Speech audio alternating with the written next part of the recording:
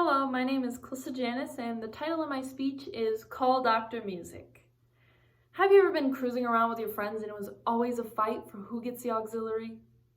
The auxiliary is what symbolizes music. Without the music, we wouldn't be able to jam to Fergalicious. Along with the love of listening to music, I spent quite a few years playing the violin and becoming concertmaster my senior year. I've always loved music, and because it boosts my mood, it made me wonder, what more can music do for me? No matter the genre, many love music, from heavy metal rock to girly pop to elevator music. There's no stopping what music can do for you. Music is medicine to your body by boosting your mood, helping your heart in its circulation, and it can reduce pain and anxiety. Music is a huge mood booster. It creates a feeling of happiness. In a study in 2013 by the Journal of Positive Psychology found that people can improve their moods in just 2 weeks by listening to upbeat music. In a press release of this study from lead study author Iana Ferguson said that a happier mood can also bring benefits of better physical health, higher income, and greater relationship satisfaction. A study done by Music as Medicine tested 7,581 participants and said 90.15% participants used music to relax and 81.80% used music to make them feel happy. Even listening to sad music is good for your mood and emotions.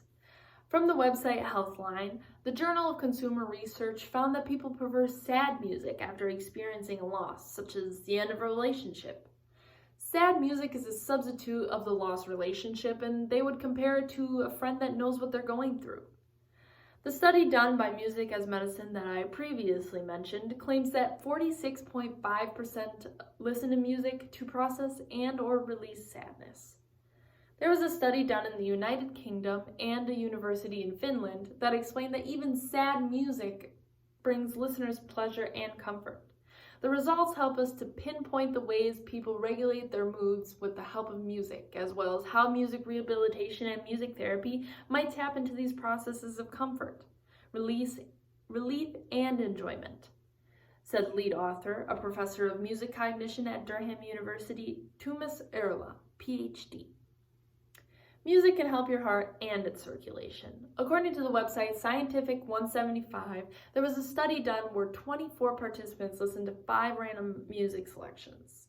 They listened to Beethoven, Bach, Puccini, and other classical artists, and then 2 minutes of silence while recording physiological signals.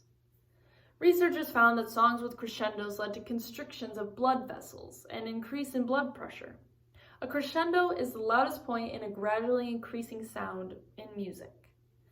From this research, songs with rich phrases around 10 seconds long caused heart rates in the cardiovascular system to synchronize with the music.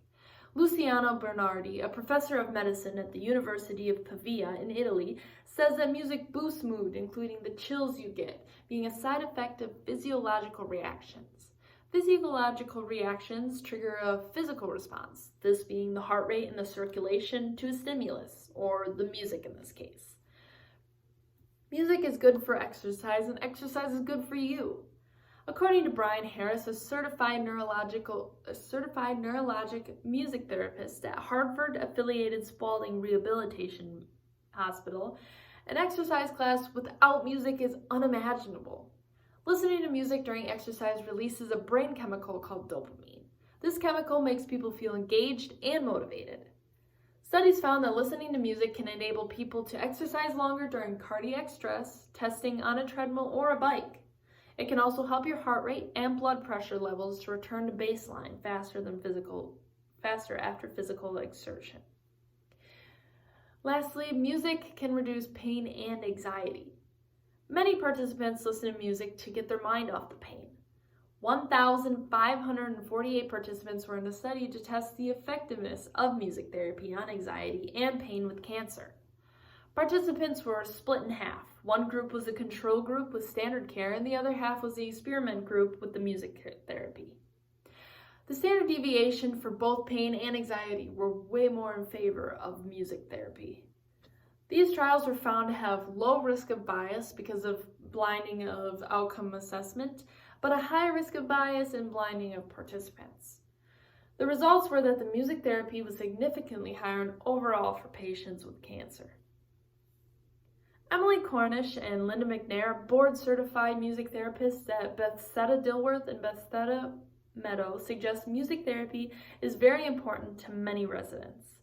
Emily Cornish says nursing staff, activity staff, and social workers recommend one-on-one music therapy sessions if a resident is isolating themselves and not participating in group activities, if they have depression or anxiety, or if they have specific goals that can be addressed with music therapy.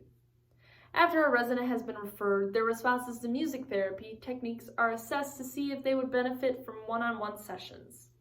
Linda McNair says we have specific areas of concern that may trigger a referral with the resident. These may include someone who is isolating themselves in their room and not socializing with other residents, a resident who is at risk for depression, or a resident who may benefit from singing for voice strengthening, to name a few. Since music therapy is non-intrusive and non-threatening, it is essentially ideal for seniors who find other forms of therapy uncomfortable and frustrating. It stimulates the brain, which when combined with movement, promotes physical health. As we slow the music, from boosting your mood to heart circulation to reducing pain and anxiety, music is a form of medicine for your body. Next time you snatch that auxiliary cord, play some upbeat music and think about all the things that's going on in your friend's mind, the way the music makes them feel, and just be happy.